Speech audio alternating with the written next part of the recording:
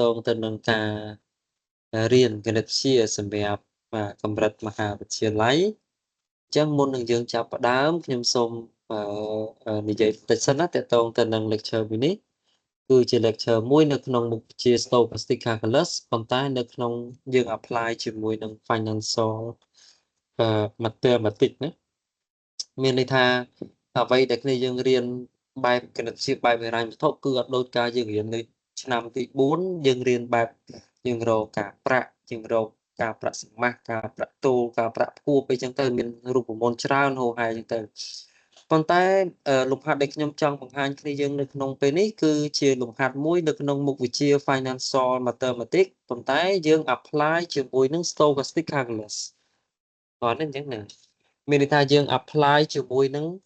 Stochastic Calculus មានន័យថាការគណនានៅក្នុងពិភពចៃដន្យអូខេអញ្ចឹងចង់ដឹងថាតើរូបមន្តនឹងវាបែបណាវាមានលក្ខណៈបែបណាអញ្ចឹងណាលំហាត់នឹងវាបែបម៉េចតោះឥឡូវយើងទៅតាមដានជាមួយខ្ញុំទាំងអស់គ្នាណាអញ្ចឹងខ្ញុំសូម share screen បានយើងបានឃើញបាទអូខេតោះអូខេតោះឥឡូវយើងមើលទាំងអស់គ្នាណាយើងមើលទាំងអស់គ្នាណាយើងហ្នឹងហើយតោះអញ្ចឹងលំហាត់របស់យើងបាទគឺពាក់ព័ន្ធជាមួយនឹងបាទ exercise in financial mathematics បាទ apply with stochastic calculus មានន័យថាវាជាលំហាត់ financial mathematics មួយដែរប៉ុន្តែយើង apply ជាមួយនឹងគេហៅថា stochastic calculus មិនអញ្ចឹងទេនេះយើងបាទ apply ជាមួយនឹង stochastic calculus ណាតោះអញ្ចឹងខ្ញុំសូមបិទនេះសិនណានេះយើងនេះក៏បើកវិញមើលជប់អូខេអញ្ចឹងខ្ញុំសូម minimize វាសិនណាអូខេណាយើងមើលលំហាត់របស់យើងណាហ្នឹងហើយបាទតោះឥឡូវបងប្អូនគ្នាណាបាទរៀបរៀងដោយខ្ញុំបាទផ្ទាល់ណាហើយបច្ចុប្បន្នបាទខ្ញុំគឺជានិស្សិតដែលកំពុងតែបន្តការសិក្សាថ្នាក់បរិញ្ញាបត្រជាន់ខ្ពស់បាទឯកទេសគណិតវិទ្យាណានៃសាកលវិទ្យាល័យភូមិន្ទភ្នំពេញតោះនេះអញ្ចឹងណាសាកលវិទ្យាល័យភូមិន្ទភ្នំពេញណាអូខេតោះឥឡូវយើងមើលលំហាត់ទាំងអស់គ្នាណាចង់ដឹងថាតើលំហាត់នេះគេចង់និយាយពីអីគេថា let 0តូចជាងឬស្មើ s s តូចជាង t មានន័យថានេះជាលក្ខខណ្ឌដែលគេឲ្យមកណាមានន័យថាគេឲ្យប៉ារ៉ាម៉ែត្រ2បាទ s និង t អានេះតិចយើងដឹងលើហើយគេហៅថា filtration បាទ filtration s និង filtration t ណាវាមាន f s និង f t filtration ហ្នឹងគឺប្រែថាបណ្ដុំនៃព័ត៌មានដែលយើងមានពីអតីតកាលរហូតមកដល់ត្រឹមពេលបច្ចុប្បន្នបាទយើងហៅថា filtration ណាតែបើយើងប្រែជាភាសាគណិតមានន័យថាជាសំណុំឬក៏ជាបណ្ដុំនៃស្វីបកើនមានន័យថាស្អីគេជាបណ្ដុំសំណុំនៃស្វីបកើនយើងពិបាកស្ដាប់ណាបើយើងនិយាយចំមានន័យជាបណ្ដុំនៃព័ត៌មានដែលយើងមានពីអតីតកាលរហូតមកដល់ពេលបច្ចុប្បន្នណាដែល S ហើយនឹង T ហ្នឹងគឺវា independent ជាមួយគ្នាណាអញ្ចឹងយើងត្រូវដឹងថា S ហើយនឹង T នេះគឺវា independent ជាមួយគ្នាមានន័យថាវាមិនអាស្រ័យគ្នាទេវាអត់ពាក់ព័ន្ធនឹងគ្នាទេអញ្ចឹងឥឡូវយើងមើលណាលំហាត់របស់យើងគេឲ្យយើង compute បាទនេះ compute នៃ WS ការ៉េគុណជាមួយនឹង WT ការ៉េដែលគ្នាយើងដឹងថា WS និង WT be a standard Brownian motion មានន័យថា WS ហើយនិង WT ហ្នឹងគឺជាបាទគេថា moment សំទោសហៅថាជា standard Brownian motion មានន័យថាជាចលនា moment ស្តង់ដាអញ្ចឹងយើងសំទោសជាចលនា Brown ស្តង់ដាចលនា Brown ពូ Brown ហ្នឹងមានន័យថាជាឈ្មោះរបស់អ្នកប្រាជ្ញមួយរូបហ្នឹងគាត់ជាអ្នកបង្កើតទ្រឹស្ដីហ្នឹងតោះនេះអញ្ចឹងវាមាននៅក្នុងហ្នឹងដែរក៏មាន Ito calculus ដែល apply នៅក្នុង stochastic calculus ហ្នឹងដែរតោះណាបាទ Ito ហ្នឹងគាត់ជាអ្នកប្រាជ្ញជនជាតិជប៉ុនបាទអ្នកប្រាជ្ញជនជាតិជប៉ុនគាត់រកឃើញក្នុងសម័យសង្គ្រាមលោកលើកទី2ហ្នឹងតែថ្មីដែរទេវាមិនសូវយូរឆ្នាំដូចIsaac Newton ដូចអីតោះនេះយើង Ito calculus អាហ្នឹងគឺជាការគណនាបែប Ito ដែលយើង apply នៅក្នុង stochastic calculus ហ្នឹងឯងណាអញ្ចឹងមានន័យថាចោលគ្នាយើងគណនានៃ WS ការ៉េ WT ការ៉េបន្ទាប់មកឲ្យយើង express in term មានន័យថាបន្ទាប់មកចូលពន្លាតវាជាអនុគមនៃ S និង T ដោយអត់ឲ្យជាប់ជាមួយនឹង W ទេតោះនេះអញ្ចឹងមានន័យថា ដោយអត់ឲ្យជាប់ជាមួយនឹង W ឬក៏ expectation ឬក៏សង្ឃឹមគណិតឬក៏របាយ probability ណាមួយគឺអត់ឲ្យជាប់ទេមានន័យថាគ្នាយើងត្រូវបង្ហាញយ៉ាងម៉េចឲ្យកន្សោមសង្ឃឹមគណិតនេះព្រោះនេះវាមិនជា expectation ត្រូវនេះយើងអ្នករៀន probab ហ្នឹងមិនតំណាង expectation មែនទេសង្ឃឹមគណិតនោះចឹងសង្ឃឹមគណិតនៃ WS ការ៉េ WT ការ៉េធ្វើម៉េចកុំឲ្យវាពាក់ព័ន្ធជាមួយនឹងអាញាត់ W ឬក៏សង្ឃឹមគណិតឬក៏តម្លៃ probability ណាមួយគេចង់ឲ្យគ្នាយើងបង្ហាញជាអនុគមនៃ S ហើយនឹង T នៅក្នុងនឹងទេណាអូខេតោះអញ្ចឹងកុំឲ្យខាតពេលវេលាយើងយូរនេះយើងមើលដំណោះស្រាយនៃលំហាត់ណាតោះយើងមើល solution ណាអញ្ចឹងជំហានដំបូងបាទគ្នាយើងអាច let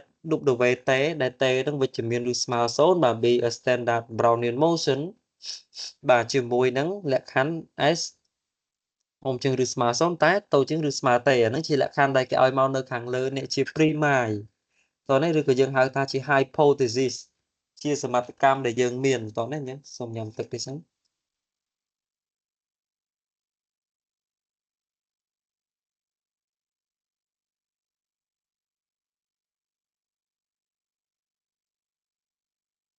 បាទហ្នឹងមានន័យថាអាហ្នឹងដូចជាសមត្ថកម្មគេឲ្យមកបាទអង់គ្លេសគេហៅថា hypothesis ឬក៏ primi ណាចឹងមកថាខ្ញុំតាំង WT ដែល T វិជ្ជមានឬស្មើ0ហ្នឹងមានន័យថាជាចលនា Brown standard ជាមួយនឹងលក្ខខណ្ឌ0តូចជាងឬស្មើ S តូចជាង T ណាអញ្ចឹងជំហានបន្ទាប់ប្រយ័ត្នសំទោសអញ្ចឹងជំហានបន្ទាប់នេះយើងត្រូវអីគេបាទអញ្ចឹងសូមចាំតិចអញ្ចឹងជំហានបន្ទាប់នេះយើងត្រូវរាយអីគេ write the increment មានន័យថាសរសេរកំណើននេះយើងដឹងហើយថា Brownian motion ទី1វាយ៉ាងម៉េចអានុគម Brownian motion ជារបាយអថេចែកដល់ normal standard ឧបមាថាយើងសរសេរ WT អញ្ចឹង WT ហ្នឹងគឺជាអីរបាយអថេចែកដល់ normal ដែលមានវាយ៉ង0មធ្យមវាស្មើទេតែពេលយើងសរសេរ WS មានន័យថាមានមធ្យម0វាយ៉ងវាស្មើ S មានន័យថាវាជារបាយអថេចដន normal អញ្ចឹង Brownian motion គឺជាអថេចដនជាប់ដោយសារតែ normal random variable វាជាប្រភេទ continuous random variable មែនទេហ្នឹងហើយអញ្ចឹងរាល់ការគណនាជាមួយវាត្រូវមាន integral អីហូរហើយអញ្ចឹងទៅណាព្រោះវាព្រោះយើងប្រើអថេជាប់នៅក្នុងហ្នឹងណាអូខេតោះឥឡូវគ្នាយើងសូមតាមដានជាមួយខ្ញុំទៀតចឹងនោះគេបានបាទខ្ញុំតាំង delta គឺជារបាយអថេចដន normal ដែលមានមធ្យម0và យ៉ងវាគឺ t ដក s ដោយសារតែយើងយក wt ដក ws ជាអីគេយើងជា change of increment ជាបំរែបំរួលកំណើនរបស់វាតោះនេះយើង delta នោះគឺខ្ញុំតាំងឲ្យបំរែបំរួលរវាងWT មានន័យថា Brownian motion ធៀបទៅនឹង T ហើយនឹង Brownian motion ធៀបទៅនឹង S ដោយសារ S តូចជាង T បើយើងត្រូវយក T ដក S ចុះបើកន្លែងនេះខ្ញុំឲ្យខ្ញុំឲ្យ T តូចជាង S វិញអញ្ចឹងយើងយក S ដក T វិញមកតោះនេះធ្វើម៉េចកុំឲ្យវាអវិជ្ជមានយើងសុំត្រឹមតែវាវិជ្ជមានមកបានដែរណាអូខេអញ្ចឹងមួយទៀតទី2គឺ delta របស់យើងគឺអីគេនេះយើង independent បាទ with WS មានន័យថា delta របស់យើងគឺមិនអាស្រ័យជាមួយនឹង WS ទេបាទណាដោយសារអី S នឹង T គឺវា independent to each other វាអត់អាស្រ័យគ្នាទេទៅវិញទៅមកអញ្ចឹង delta ក៏វាមិនអាស្រ័យជាមួយនឹងWS ដែរតោះនេះអញ្ចឹងមួយទៀតនេះយើងសង្កេតឃើញថាម៉េច WT ហ្នឹងវាស្មើ WS បូកជាមួយនឹង delta ព្រោះ delta ហ្នឹងគឺជាកំណើនរបស់ Brown អញ្ចឹងមានន័យថាដើម្បីបាន WT តើយើងយក WS បូកថែម delta ទៀតទៅយើងនឹងបានកំណើនរបស់វាគឺដូចទៅនឹងកំណើនរបស់ WT អញ្ចឹងដោយសារតែវាលើកគ្នាមក delta ហើយ delta របស់យើងគឺស្មើនឹង WT ដក WS តែនេះយើងបើយើងជំនួសនេះយើងជំនួស delta នោះដោយ WT ដក WS មកมันបាន WT មិនដែរទេក៏យើងថែម WS យើងដក WS វិញហ្នឹងតោះហ្នឹងយើងអត្ថន័យវាមានន័យថាអញ្ចឹងណាថែម WS ដក WS ទៅដើម្បីឲ្យបាន WT វិញពីឆ្នៃអញ្ចឹងណាអូខេអញ្ចឹងបន្តមកទៀតនោះយើងនឹងទទួលបានបាទនេះ WS WT ការ៉េស្មើជាមួយនឹងអីនេះយើងនេះ WS សេគុណ4នេះឃើញខ្ញុំចាប់ដើមជំនួសចូលខ្ញុំជំនួសចូលណាខ្ញុំសេបានថា WS ការ៉េ កតា WS បូក delta ទាំងអស់ហ្នឹងលើកទៅជាការ៉េយើងជ្រុះចូលណាWS អញ្ចឹងមិន WS ដដែលតែពេលនេះយើងបដូរ W ទេដោយ WS បូក delta មកហើយយើងពលាត A បូក B ដូចជាការ៉េមកมันបានអញ្ចឹងគុណ WS ការ៉េបញ្ចូលទៅបានប៉ុណ្ណឹងយល់បានទេនាងហ្នឹងហើយអញ្ចឹងមានន័យថានោះបន្តមកទៀតគឺយើងបំពាក់សង្ឃឹមគណិតលើអង្គទាំងពីរនិយាយចំទៅគ្នាយើងត្រូវរកតម្លៃរបស់នេះត្រូវរកតម្លៃរបស់នេះ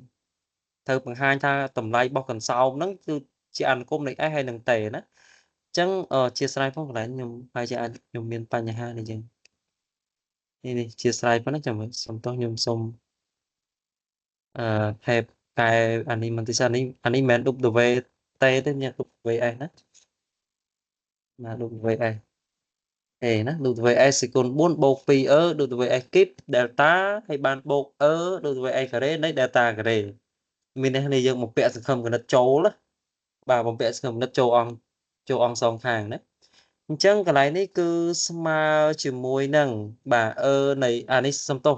WS ណាចាំខ្ញុំកែណាខ្ញុំអត់បានកែមុនហ្នឹង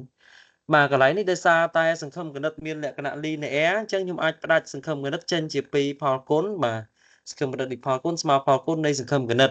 ដោយសារតែ delta វាជាផលដករវាង WT និង WS អញ្ចឹងវាជា វាជា random variable អញ្ចឹងយើងអាចផ្ដាច់សង្ឃឹមគណិតបានដោយសារតែសង្ឃឹមគណិតមានលក្ខណៈ linear អញ្ចឹងកន្លែងនេះខ្ញុំផ្ដាច់តាមរយៈ linearity of expectation ណាមានន័យថាខ្ញុំផ្ដាច់តាមលក្ខណៈ linear នៃសង្ឃឹមគណិតអញ្ចឹងសង្ឃឹមគណិតនៃផលគុណស្មើផលគុណនៃសង្ឃឹមគណិតអូខេអញ្ចឹងកន្លែងនេះខ្ញុំសុំកែឲ្យហើយដែរកុំឲ្យមានកំហុសអញ្ចឹងកន្លែងនេះគឺ WS សេគុណ4ណាបានបូកនិយាយទៅគឺអត់ឲ្យមាន W ទេយើងធ្វើម៉េចឲ្យជាប់ S សិនតែដល់ជាប់ហើយពូឲ្យយើងបង្ហាញថាវាជាអនុគមនៃ S ហើយនឹងតេតោះនេះអញ្ចឹងអូខេអញ្ចឹងបន្តមកទៀតគឺខ្ញុំបាននៃ WS ស្វ័យគុណ4អានេះ WS ណាចាំតិចណាចាំខ្ញុំកែបាទកន្លែងនេះគឺ WS ណាអញ្ចឹងចាំតិចខ្ញុំសុំកែបន្តទៀតយ៉ាសំទោសមិននេះ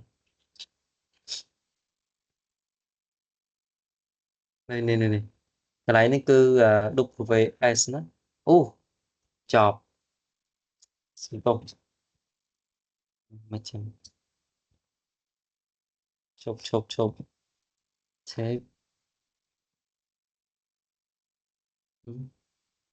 មិនបានចាញ់ចឹងមក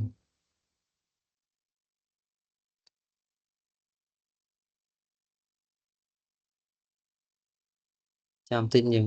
កន្លែងនេះខ្ញុំត្រូវឆ្នៃវាដាក់នៃ WS វិញមិនត្រូវណាមិនមែន W ទេកន្លែងនេះណា WS ចាំតិចនេះមិនបានវាលោតចាញ់ចឹងវិញ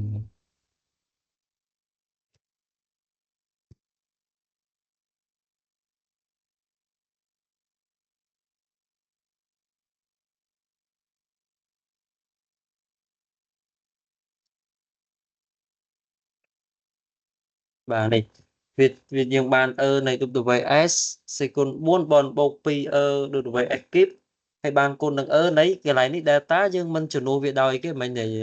យើងមិនតាំង delta ជំនួសវាដោយ WT ដក WS អញ្ចឹងហើយបានបូកនៃ WS ការ៉េនៃ WT ដក WS ទាំងអស់ហ្នឹងលើកទៅជាការ៉េនេះទៅពេលមកដល់កន្លែងនេះយើងត្រូវធ្វើមិនទៀតមើលអញ្ចឹងកន្លែងនេះគ្នាយើងត្រូវដឹងលក្ខណៈរបស់សង្ឃឹមគណិតណាដោយសារតែ WT វាជា Brownian motion វាជា antecedent normal ដែលមានមធ្យម0មកយ៉ាងវាតេអញ្ចឹងណាអញ្ចឹងទៅពេលអានេះវាមិនជាមធ្យមមែនទេនៃ WT ដក WS មានន័យថាវាជា expectation លំដាប់មួយអញ្ចឹងវាជាមធ្យមអញ្ចឹងរាល់មធ្យមរបស់ Brown គឺតែងតែស្មើ0ជានិច្ចអញ្ចឹងមានន័យថាកន្សោមនេះគឺរួមទៅរ0រួចហើយតោះនេះអញ្ចឹងសន្សំនោះគឺរួមទៅរ0រួចហើយអញ្ចឹងចុងក្រោយចម្លើយរបស់យើងគឺនៅសល់តែប៉ុណ្្នេះទេមានន័យថាមួយកញ្ញុំនេះគឺស្មើ0ដោយសារតែសង្ឃឹមគណិតនៃអថេជដន Brownian គឺស្មើ0ជានិច្ចសង្ឃឹមគណិតណាមិនមែនវ៉ារីយ៉ង់ណាសង្ឃឹមគណិតគឺស្មើ0ជានិច្ចអញ្ចឹងនាំឲ្យកន្សោមគឺ0ហើយអញ្ចឹងចង្កុយយើងនៅសល់តែប៉ុណ្្នេះទេគឺនៃ WS តោះ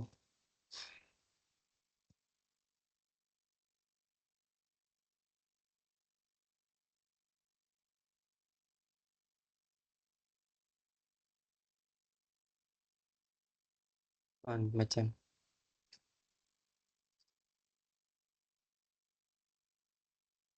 cái này ní chăm tích là chẳng miền tây nhà hàng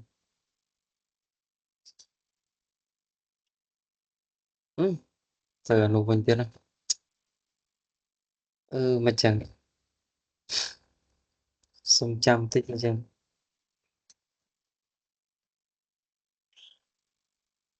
bà cùng hồ technical pitching này được với ai buồn buồn này trời ta này này ta men thì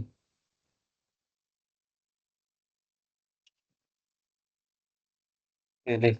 bà này này được với ai cuốn bốn bộ này được với ai cái đấy cái ta tay đỏ ai nè chẳng tập pe mà đo cái lại nick này dân mơ nó đời xa tại nè xin dân miền này kế dân miền đục được với ai bố dưỡng viên mình chia cái dân đục được với ai bố dưỡng đục được với ai bố dưỡng viên mình chia thê chạy đòn nọc má là miền mình xôm xấu và dòng viên smart thử ấy hai mươi tiết bà sân chỉ dừng miền thê rất là mùi nhé bà sân chỉ dừng trong thơ phẩm lái nhé bà phẩm lái thì đục được với em màu rất đó nhưng ai tra song tra limit tèo rái mà dân miền nó chăm ấy nhưng song tra limit tèo ráiមានន័យថាបើសិនជាយើងមានសិទ្ធជារបាយ normal standard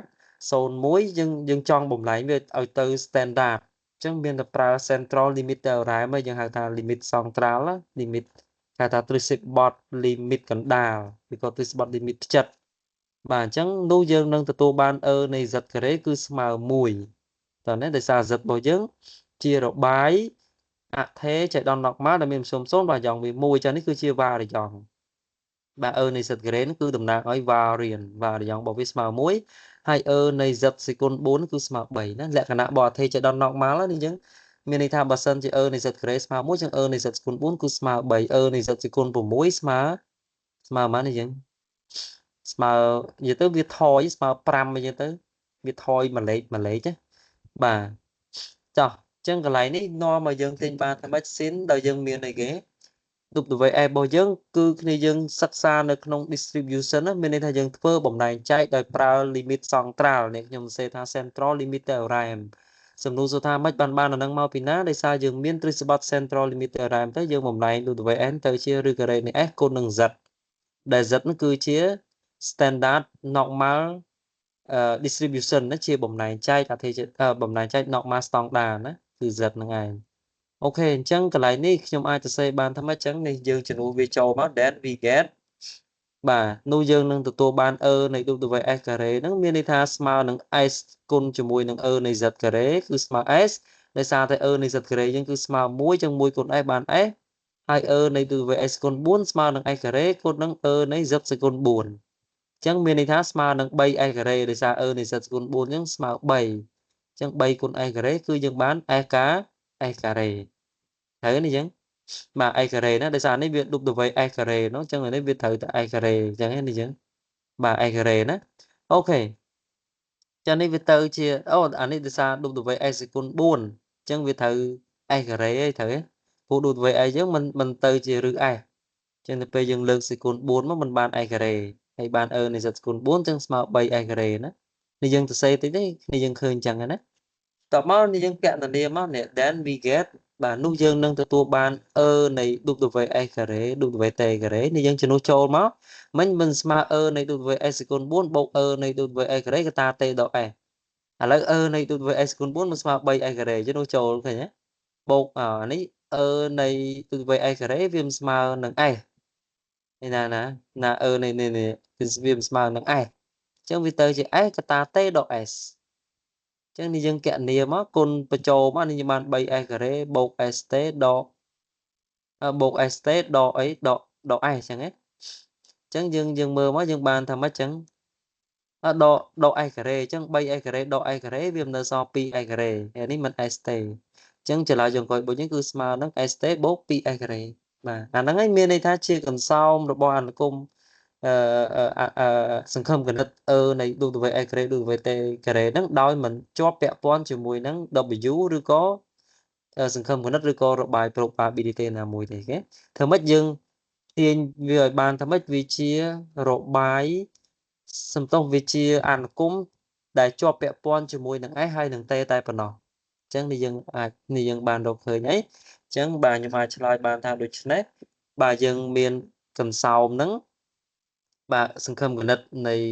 W(s) ការ៉េ W(t) ការ៉េគឺស្មើជាមួយនឹង ST បូក 2s ការ៉េដែល0ចាស់សិតអ្នកមានអក្សរបាំទេយើងលុបបាំចោលបាទដោយ0តូចជាងឬស្មើ S S តូចជាង T ណាមានន័យថាយើងនៅតែគោរពលក្ខខណ្ឌ filtration របស់វាដដែលណាហើយកន្សោមដែលយើងទទួលបានគឺកន្សោមជាអនុគមជាមួយនឹង S ហើយនឹង T គេវាមានជាប់តែ S ហើយនឹង T នៅក្នុងហ្នឹងទេវាអត់មានពាក់ព័ន្ធជាមួយនឹងប៉ារ៉ាម៉ែត្រផ្សេងនៅក្នុងហ្នឹងទេយល់ទេអញ្ចឹងបាទហ្នឹងគឺជាចម្លើយដែលខ្ញុំចង់បានណាបាទអស់ហើយលំហាត់របស់យើងគឺមានត្រឹមប៉ុណ្ណឹងអញ្ចឹងខ្ញុំគិតថាបើវីដេអូនេះប្រហែលជាអាចមានកំហុសឆ្គងត្រង់កន្លែងណាមួយទេប៉ុន្តែបើសិនជាគ្នាយើងមានចម្ងល់អីអាចសួរខ្ញុំបានណាតកតងទៅនឹងលំហាត់បាទពាក់ព័ន្ធជាមួយនឹង Financial Mathematics ប៉ុន្តែខ្ញុំប្រើពាក្យថា Apply with Stochastic Calculus អញ្ចឹងអ្វីគ្រប់យ៉ាងគឺមានការប្រែប្រួលអញ្ចឹងយើងមិនមែនរៀនទៅត្រឹមតែគណនារកការប្រាក់រកអីហោហែយើងថា Financial Mathematics គឺអត់ទេណាយើងមានមួយផ្នែកទៀតគឺ Financial Mathematics ដែរប៉ុន្តែ apply ជាមួយនឹង Stochastic Calculus បាទជាមួយនឹងការគណនាក្នុងពិភពចៃដន្យគឺមានពាក់ព័ន្ធជាមួយនឹងទ្រឹស្ដីស្ថិតិលាយឡំជាមួយនឹងទ្រឹស្ដី probability បាទយើង combine បញ្ចូលគ្នាទៅដល់នេះយើងថែមលក្ខណៈ fundamental theorem of calculus version 2គេថា version stochastic អានោះក៏សំខាន់ដែរនៅក្នុងមុខវិជ្ជា stochastic calculus បាទមុខវិជ្ជាគណនាក្នុងពិភពចៃដន្យហ្នឹងដែរហើយខ្ញុំមិនភ្លេចទេតកតងទៅនឹងចំណេះដឹងដែលខ្ញុំទទួលបាននេះគឺបានដោយសារពីលោកគ្រូពីរនាក់ដែរខ្ញុំគាត់បង្រៀនខ្ញុំនៅថ្នាក់ Master ហ្នឹងបាទមានលោកគ្រូបណ្ឌិតមីឡេនគាត់បរៀនឆ្នាំឆមាសទី2មុខវិជ្ជា Stochastic Calculus ហើយនិងលោកគ្រូបណ្ឌិតវែងសុភារាគាត់បរៀនឆមាសទី3មុខវិជ្ជា Financial Mathematics ប៉ុន្តែត្រូវប្រើគ្រឹះពីឆមាសទី2មកណាអញ្ចឹងគ្រប់ប្រពន្ធលោកគ្រូណាបាទលោកគ្រូដែលលោកគ្រូបានចំណាយពេលវេលាដ៏មានតម្លៃបាទជួយបង្ហាត់ខ្ញុំហើយនឹងអឺលោកគ្រូអ្នកគ្រូដទៃទៀតណាដែលគាត់ចូលដែលគាត់ជាមិត្តរួមថ្នាក់ Master ជាមួយខ្ញុំបាទគ្រប់អរគុណគ្រូណាបាទអញ្ចឹងបើសិនជាគ្នាយើងអត់មានចម្ងល់អីទេយើងអាចសម្រាប់ប៉ុណ្ណឹងបាទពាក់ព័ន្ធជាមួយនឹងវីដេអូមួយនេះគឺខ្ញុំបង្ហាញតទៅនឹងការដោះស្រាយលំហាត់គណិតវិទ្យាហិរញ្ញវត្ថុប៉ុន្តែយើង apply ជាមួយនឹង Stochastic Calculus អានេះអត់ទាន់មានតម្លៃ stock អីទេណាទៅទៀតវាពាក់ព័ន្ធជាមួយនឹង Black-Scholes differential stochastic equation ហ្នឹងបាទការ stochastic differential equation SDE អាហ្នឹងបាទនាងតិចណាបាទនាងជ្រៅជាងនឹងតិចណាបាទនេះគ្រាន់តែជាដំណើរបន្ថែមមួយចំនួនណាដើម្បីស្រាយបញ្ជាក់លំហាត់មួយនេះអូខេតោះអញ្ចឹងបើមានចម្ងល់អីទេខ្ញុំសូមសម្រាប់ប៉ុណ្ណឹងណាយើងចាំខ្ញុំផ្ញើជា PDF ហើយនឹង lecture សម្រាប់ឲ្យគ្នាយើងមើលបន្ថែមទៀតអរគុណអញ្ចឹងខ្ញុំសូមស្ដាប់បាទការ live ការ record ត្រឹមប៉ុណ្ណឹង